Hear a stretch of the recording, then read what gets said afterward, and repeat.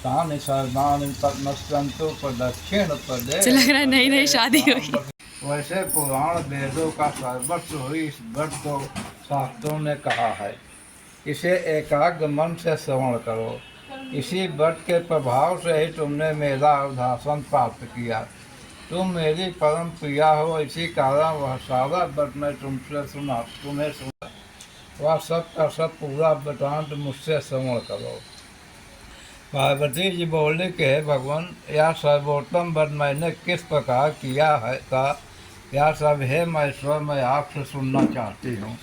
तो शिव जी बोले कि हिमालय नामक एक उत्तम महान पर्वत है। प्रकार के पक्षी वहाँ अपनी मधुर बोलियों से उसे शोभायमान कर रहे हैं एवं चित्त विचित्र मृगादिक पशु वहाँ विचरते रहते हैं। देवता गंधर्व से प्रसन्न होकर वहाँ घूमते रहते हैं। गंधर्व जन गायन करते करने में मग्न रहते हैं, यानी आकाश तक दिखता हुआ दिखाई देता है। उसका आकाश से स्पर्श इस प्रकार से है जैसे कोई अपने मित्र के मंदिर को छू रहा हो। वह बर्फ से ढका रहता है, गंध कठोर तपकिया, अधोमुख होकर केवल धूम्रपान किया। फिर 64 वर्ष पर्यंत पके पके पत्ते खाए, मार कर दिया, एकदम बाहर मैदान में जाकर तप किया। तुम्हारे पिताजी तुम्हें इस प्रकार के कष्ट में देखकर घोर चिंता में व्याकुल हो गए। उन्होंने विचार किया कि यह कन्या किसको दी जाए। उसी समय ब्रह्मा जी के पुत्र परम धर्मात्मा श्रेष्ठ मुनि श्री नारद जी तुम्हें देखने के लिए वहाँ आ गए। उन्हें अर्घ आसन देकर हिमाचल ने उनसे कहा, आगमन होता है, कहिए आपका शुभागमन किस कारण से हुआ है।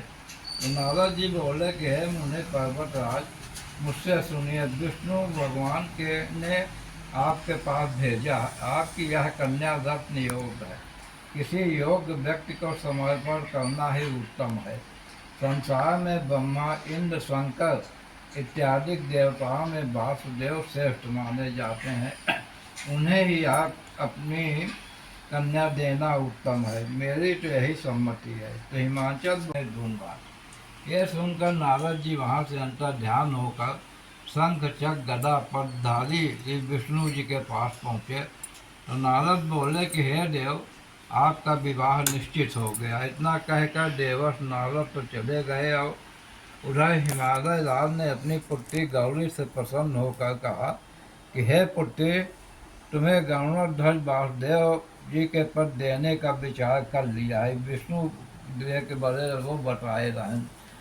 हे पुत्री, इस प्रकार के वचन सुनकर पार्वती अपनी सखी के घर गई और अत्यंत दुखित होकर पृथ्वी पर गिर पड़ी और विलाप करने लगी। उन्हें इस प्रकार दुखित हो विलाप करते देख सखी पूछने लगी कि हे देव, तुम्हें क्या हुआ है, मुझसे कहो और मैं तुम्हें जिस प्रकार से भी सुख हो मैं निश्चित ही वही उपाय करूँगी। तो पार्वती जी बोली कि सखी, मुझे प्रसन्न करना चाहती हो तो मेरी अभिलाषा सुनो। हे सखी, मैं कुछ और चाहती हूँ, मेरे पिता कुछ और करना चाहते हैं।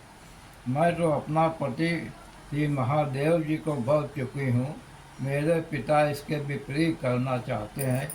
इसलिए हे प्यारी सखी, मैं अब अपनी देह त्याग कर दूँगी।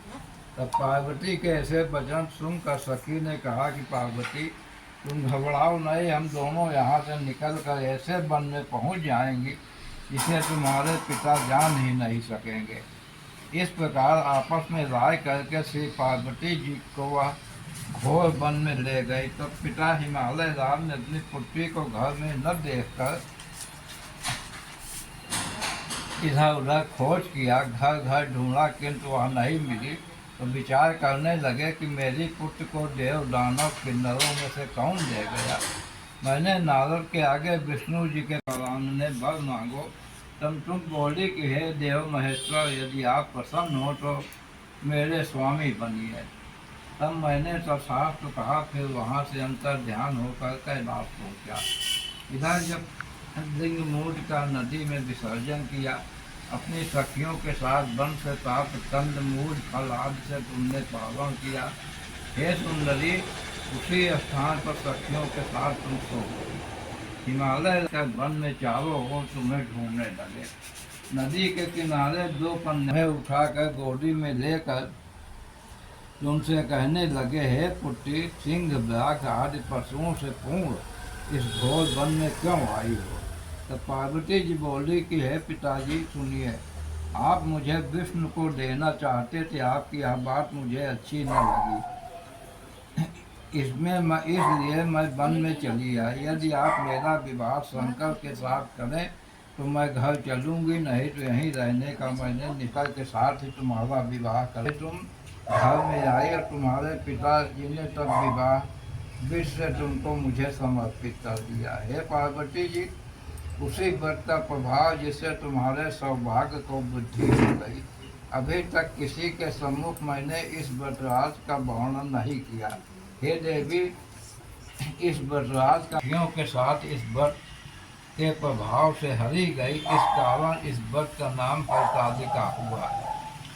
पार्वती को आपने इसका नाम तो संपूर्ण लाभ होता, किस प्रकार से कौन इस व्रत को करे? ईश्वर बोले कि हे देवी सुनो, यह व्रत सौभाग्य वर्धक है। जिसको सौभाग्य की इच्छा हो यत्न पूर्वक इस व्रत को करे। सबसे प्रथम वेदी की रचना करे, उसमें 4 केले के स्तंभ रोपित करे, चारों ओर बंधन मार्ग बांधे, ऊपर वस्त्र बांधे, विविध रंगों के और भी वस्त्र लगाए।